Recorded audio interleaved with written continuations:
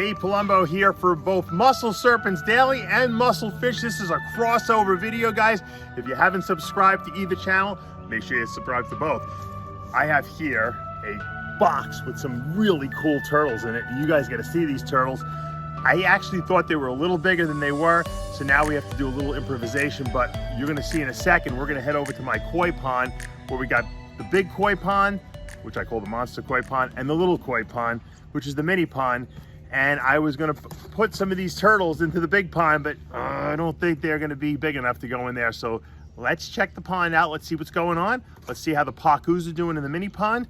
And then we're gonna decide where we're gonna put these brand new turtles.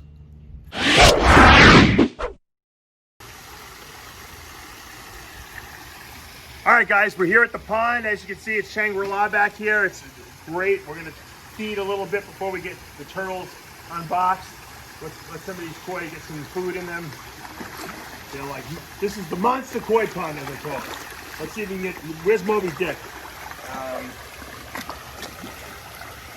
Moby Dick he eats first, because he's the alpha male, or the alpha fish now. We're calling him Moby Dick. He was over here before. Still got too many, here he is.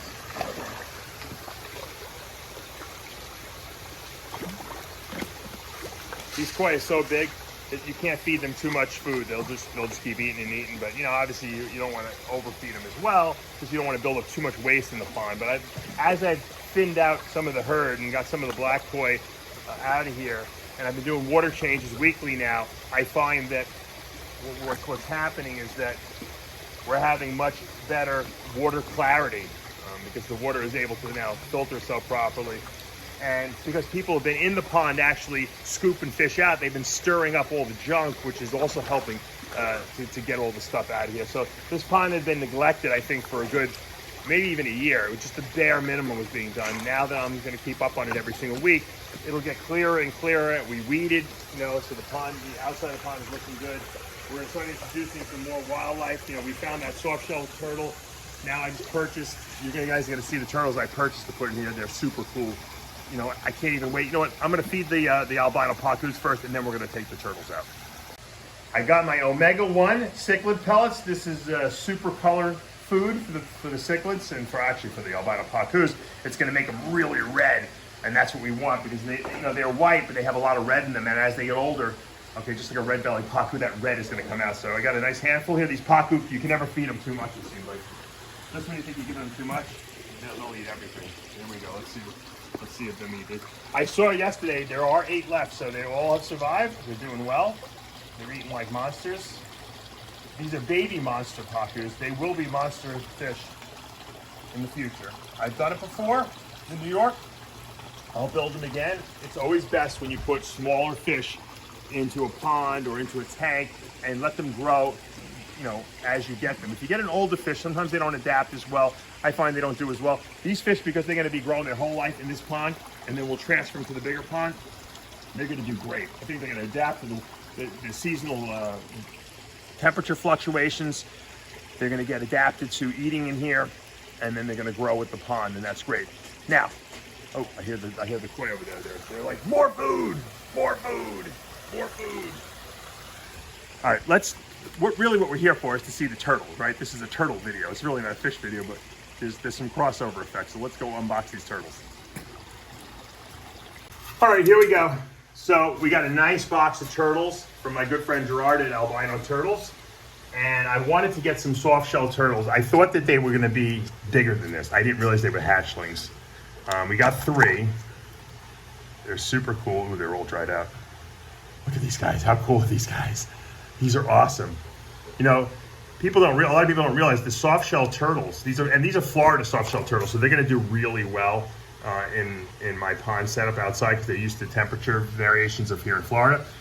They don't have like a hard shell. This is almost like a leather-like shell. Their claws are really cool. They got the females get way bigger than the males do. I don't know what sexes we have here, because obviously they're too young to sex them, but these things are just super awesome. They're a little dry, so I want to get them in the water. Originally, I thought these were bigger. I was going to put them in the big pond. These things are obviously way too small for that, so we're going to put them in the mini ponds, and I think they'll do fine with the pacus in there. I don't think they're going to bother each other what's so much. These fish, or I should say these soft-shell turtles, however, will eat fish as they get older. They're not at that stage right now. I'm not worried about that. They're going to be eating bloodworms probably and some pellets. And we're going to put 3 of them. And Gerard is a nice favor to me because I had bought some albino pink belly side neck turtles from him a couple years ago. He had always told me, oh, if you ever buy anything else, I'll throw in some free head albino, pink belly head albino. So he threw in, look at this. How nice is that? How generous is that? Here's some regular pink belly, and that's what they call pink belly side necks. They pull their head to the side. These are Asian water turtles.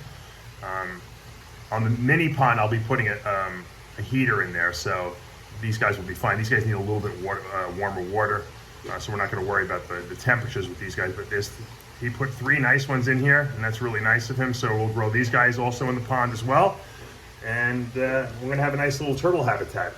Now let's go into the pond, and I'll show you what I did over at the pond to kind of modify what's going on here.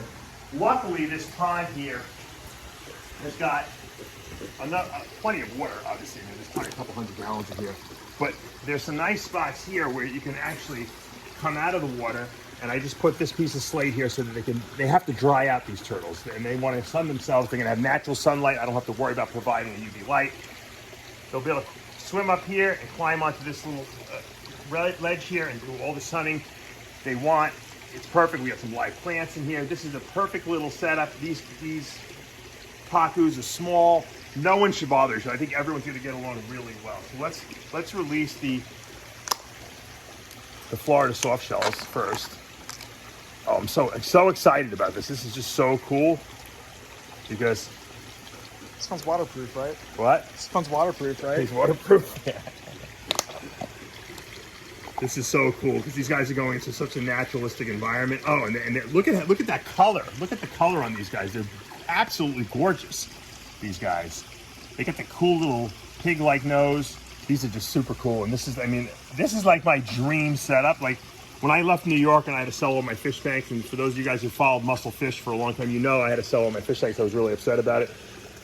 My dream, the only thing that could have been better than what I had in New York would be to have naturalistic outdoor type of setups with a lot of water, and this is it. This is exactly what I've been dreaming of. So I've kind of outdone the monster fish tank that I had in New York because now I have a monster outdoor pond and I have a monster mini outdoor pond as well. So now we're going to let the pink belly side necks in here too. This is just added bonus material here. And once again, the water is really warm because it's still very hot in Florida. I know a lot of you guys up north, it's starting to get really chilly there. It's probably what?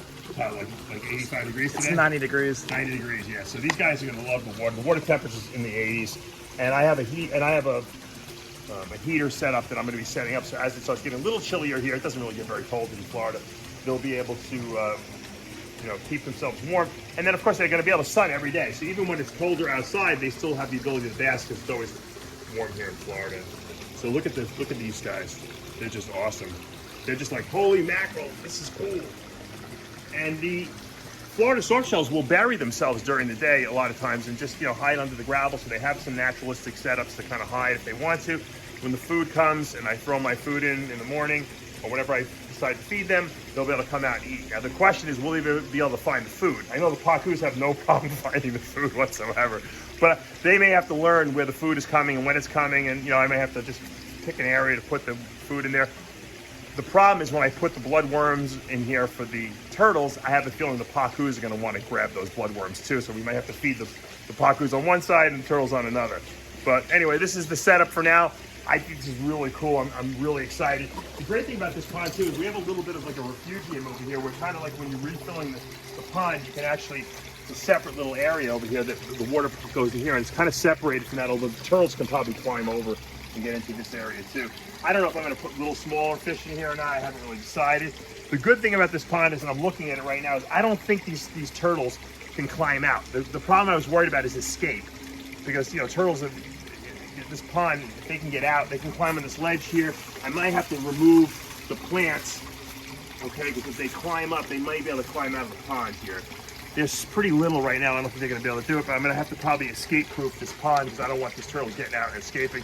Although, the only place they're going to go is into the big pond. So if they get to that size where they want to get out and go into another pond, so be it. That's nature, right? We're setting up an ecosystem. It's kind of contained here. They can't really escape out of this pool cage I have around the whole place. And it's going to make it that much more exciting. I'm super excited about it. Hopefully these guys will do well. I'll keep you guys updated daily or a couple times a week on how the soft shells are doing and the pink belly side necks are doing. And then of course with the pacus we have here. And then I have some albino Oscars coming in as well that are going to join this little, what I would call, I guess, mini pond setup. Hope you guys are having a great day. You know what to do. Hit that subscribe button, turn on your notifications, hit the like button. I'll see you back next week.